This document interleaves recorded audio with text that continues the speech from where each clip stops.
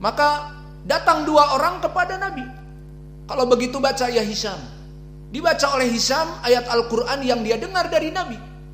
Maka Nabi mengatakan, hakadal Quran unzila. Quran diturunkan seperti ini. Maka ucapan Nabi kepada Hisham itulah qiraah yang diajarkan dari qiraah 7 qiraah Arab. Kemudian berkata kepada Umar, wa antal an iqra. Sekarang kamu baca wahai Umar. Umar membaca dengan lafaz-lafaz dan qiraah yang lain seperti yang kita pelajari di qiraah asyarah. Nabi apa mengatakan kepada Umar, wa hakadal Quran unzila.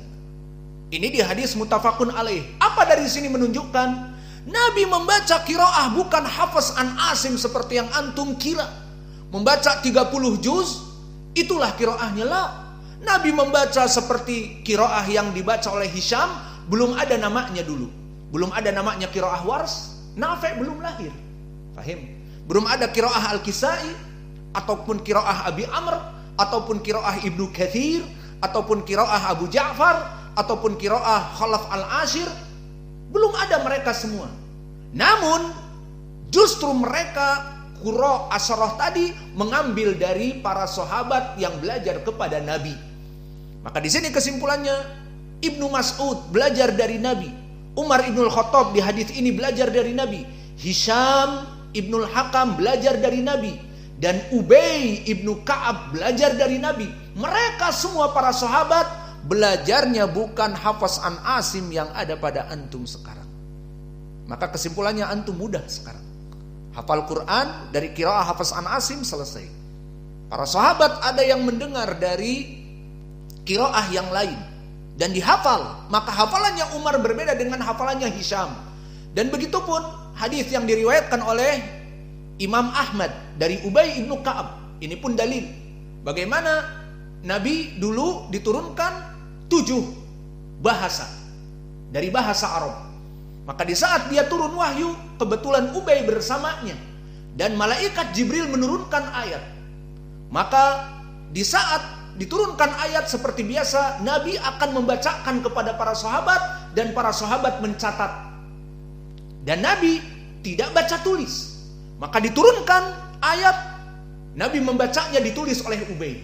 Ubay kemudian menanyakan karena Nabi membaca ayat yang berulang-ulang. Namun beda seperti wadduha dibaca wadduhe, dibaca wadduhe. Maka di sini sahabi Ubay menanyakan, ya Rasulullah, hadis tsaniyah, hadis tsalitsah. Dia yang menulis, ya Rasulullah, ini yang ketiga, qiraah yang ketiga, ini qiraah yang keempat. Disebutkan di dalam hadis ini, qala Jibril, berkata Jibril di saat menanyakan Ubay, ya Rasulullah, ini qiraah keberapa? Dikatakan oleh Jibril kepada Nabi, dan ini poin pendalilannya, ya Muhammad, kalim sahibak, akhbir sahibak, hadihil qiraah ar-rabi'ah. Maka dikatakan, Ubay, ini qiraah yang keempat, dicatat qiraah keempat. Kemudian baca lagi, hadihi, ini qiraah yang kelima, kata Jibril. Kata Nabi kepada Ubay, ini qiraah yang kelima. Terus sampai qiraah as-sabi'ah. Kesimpulannya, Nabi dulu membaca Al-Quran dengan berbagai qiraah, tidak qiraah hafaz an Asim saja. Maka oleh sebab itu, kita di masjid ini pun menghidupkan itu. Coba antum lihat, kita baca Al-Fatihahnya aja berbeda-beda, iya apa tidak? Untuk menghidupkan sunnah itu. Dan begitupun surat-surat yang kita berikan, kadang Wars, kadang Al-Kisai, kadang Hamzah Az-Zayyat, dan kadang periwayatan As-Susi an Abi Amr yang ada idgham kabir. Apa contohnya? Alam taro kaifa'al rabbuka.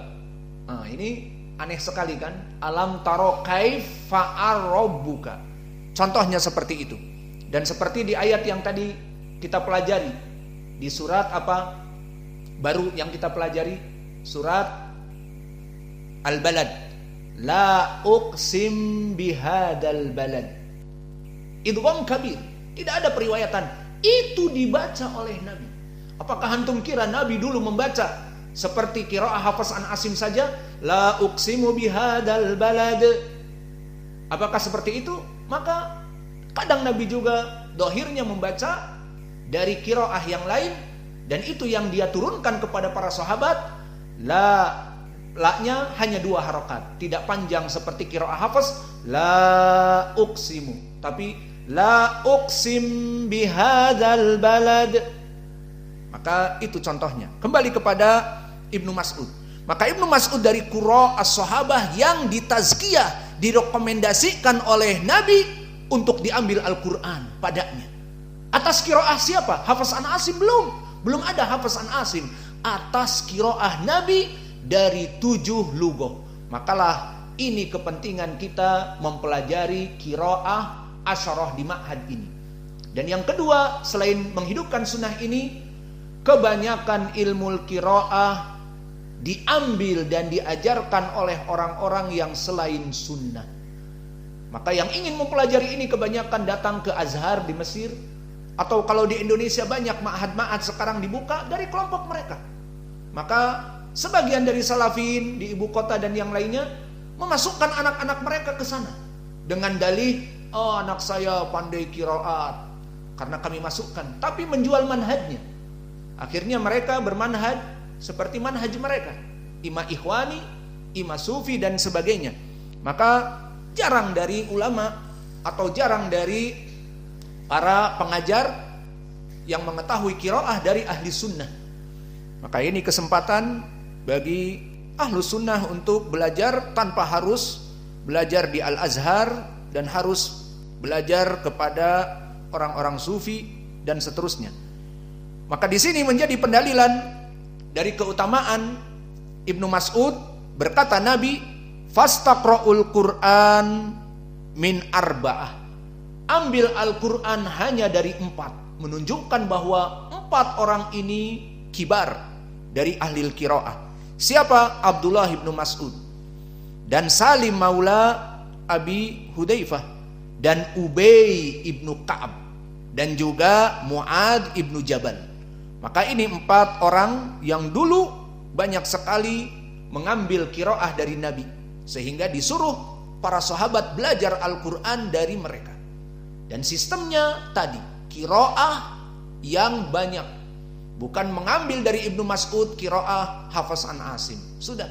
Kemudian setelah itu qiraah siapa? Wars.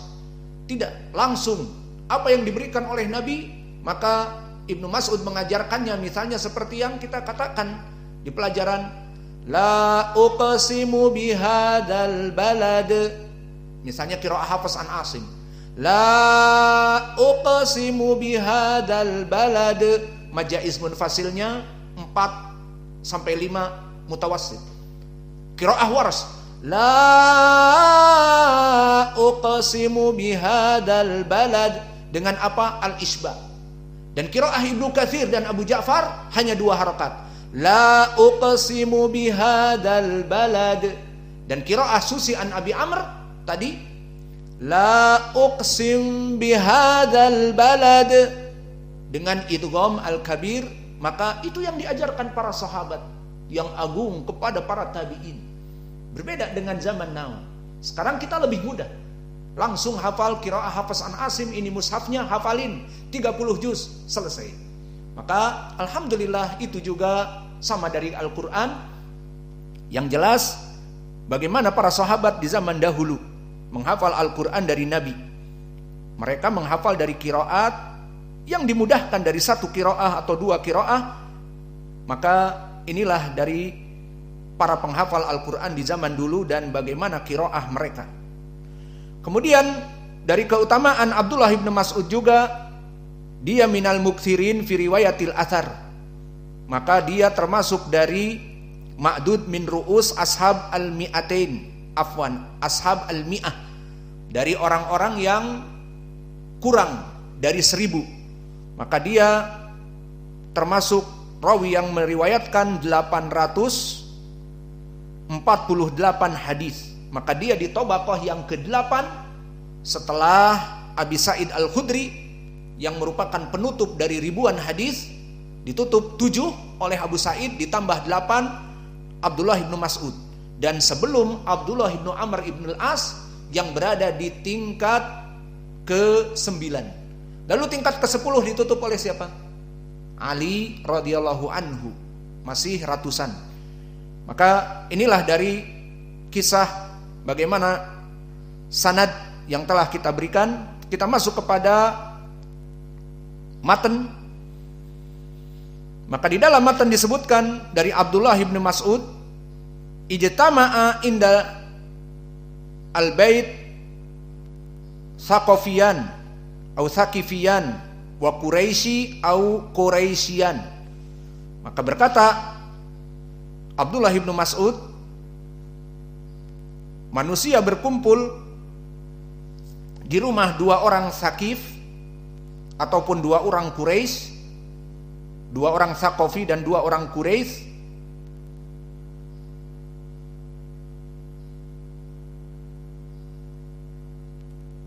Faqala ahaduhum, Allahul musta'an, cetakan kita nih lain.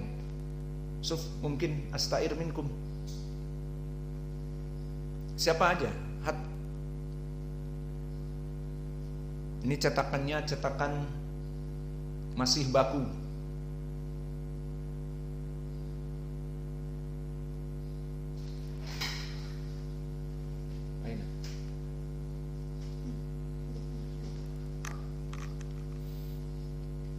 Taib.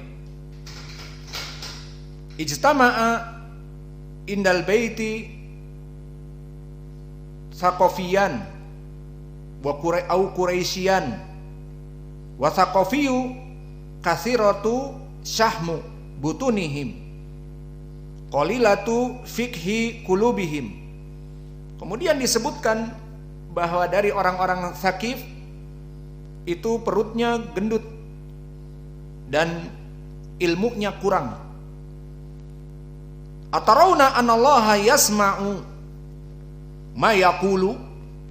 Maka orang ini mengatakan, bagaimana pendapat kalian bahwa Allah itu apakah mendengar apa yang kita ucapkan?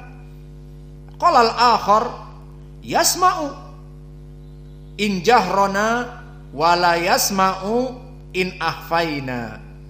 Maka di antara mereka tadi disifatkan perutnya gendut dan kurang dari ilmu, mengatakan bahwa Allah itu mendengar apa yang kita jaharkan, seperti manusia mendengar dari yang menjaharkan, dan apa yang kita sembunyikan wala yasma in akhfaina. Wa qala al-akhar in kana yasma'u ida jaharna fa innahu yasma ida akhfaina. Maka Allah, kata yang lainnya, mendengar apa yang kita jaharkan, yang keluar dari mulut kita, dan apa yang kita sembunyikan. Maka ini ucapan di antara mereka, dan didengar oleh Ibnu Mas'ud. Kemudian turunlah ayat, wa ma kuntum tastatiruna an yashhada alaikum sam'ukum wala absarukum wala juludukum. Maka apa yang kalian tutupi dari ucapan-ucapan kalian, maka Allah menjadikan saksi atas kalian dari pendengaran kalian dan dari pandangan kalian dan kulit-kulit kalian. Maka inilah kata hadis, dan ini yang akan dihafal. Maka di dalam faidah hadis ini, pertama tentang sifat dari mendengar Allah Jalla wa'ala. Maka Allah mempunyai sifat mendengar. Maka Allah mendengar apa yang zahir dan apa yang batin, mendengar apa yang kita ucapkan dan mendengar apa yang digelitikkan di hati kita, ataupun yang kita sembunyikan, ataupun najwa, dari ucapan-ucapan yang dipelankan. Itu Allah mendengar semuanya. Tidak seperti yang diucapkan oleh tadi kisah dari sebagian sahabat. Maka dari hadis ini yang paling penting penetapan sifat mendengar untuk Allah, as-sama. Maka as-sama mendengar sifat apa? Dzatiyah. Apa makna sifat dzatiyah? Sekarang kita masuk kepada ilmu, selesai dari ilmu rijal, ilmu tauhid, ilmu asma wa sifat. Maka sifat dzatiyah adalah sifat yang terus bersambung dengan Allah, sehingga sifat ini terus ada pada Allah.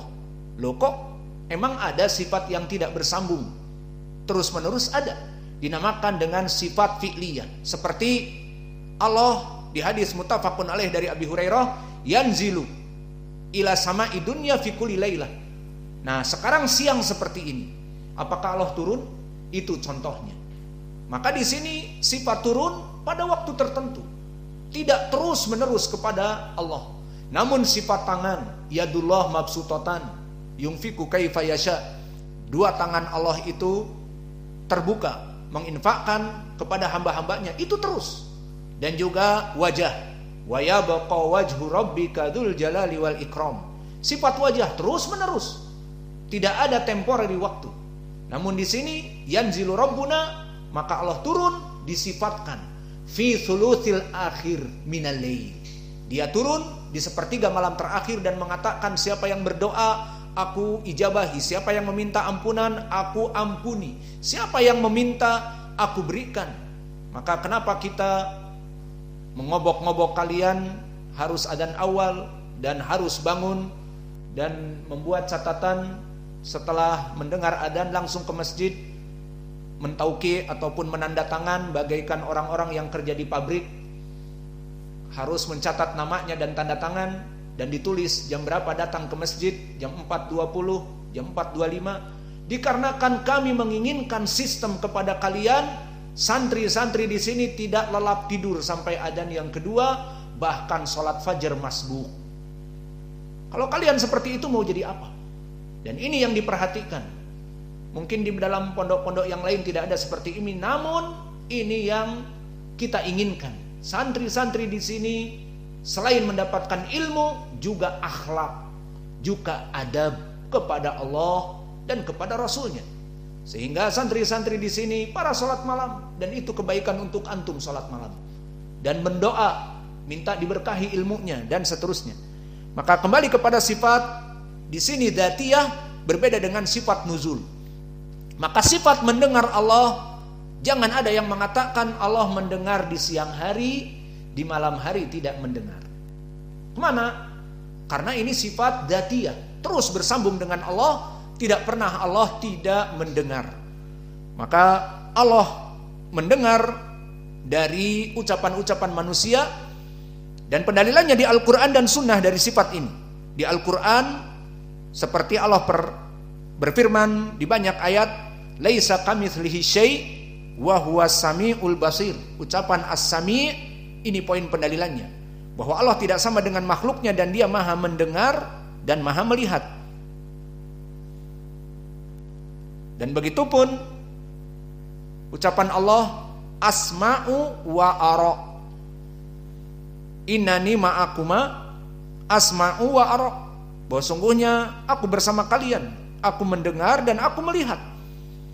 Dan juga di surat Al-Mujadalah yang antum hafal, qad sami Allahu, maka lafdzul jalalah Allah marfu fa'il, sami'a fi'lun madhi, Allah telah mendengar.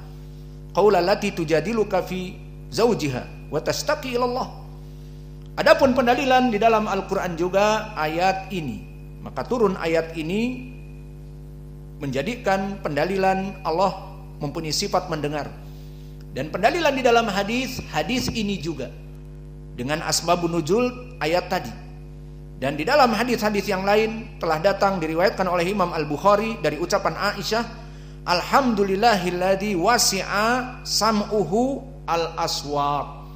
Maka maha puji bagi Allah yang mendengar semua dari suara-suara dan semua dari yang Allah dengar.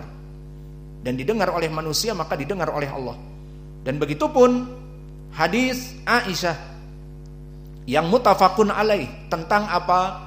Tentang kisah Nabi dengan malaikati al-jibal. Maka di dalam hadis malaikatul jibal berkata Nabi kepada Aisyah, atau ditanyakan oleh Aisyah, disebutkan hal ata alaika yauma asyaddu alaik min yaumi Uhud? Apakah ada hari yang lebih keras daripada hari Uhud?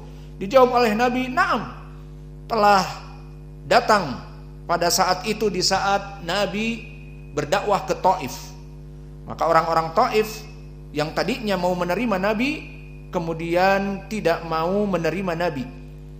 Maka Nabi dikucilkan, bahkan dilempar dan diejek. Maka ini perasaan Nabi sangat berat. Dinamakan dengan wa kana asyaddu malaqaitu minhum yaumal aqabah. Dinamakan yaumal aqabah. Maka di dalam hadis yang menjadi poin adalah fanadani malakul jibal fasalima alayya summa qala ya Muhammad innallaha qad sami'a qaula qaumika, bahwa Allah telah mendengar ejekan orang-orang Taif kepada kamu. Maka di sini poin pendalilannya, Allah mendengar. Wa ana malikul jabal, dan aku adalah malaikat penjaga gunung ini. Aku diutus oleh Allah untuk masyita, apa yang kamu inginkan. Kalau kamu merasa marah kepada mereka, aku hancurkan mereka, orang-orang Taif ini aku hancurkan sekarang juga. Maka poin pendalilannya di sini barakallahu fikum, bahwa Allah yasma qaula qaumik, Allah mendengar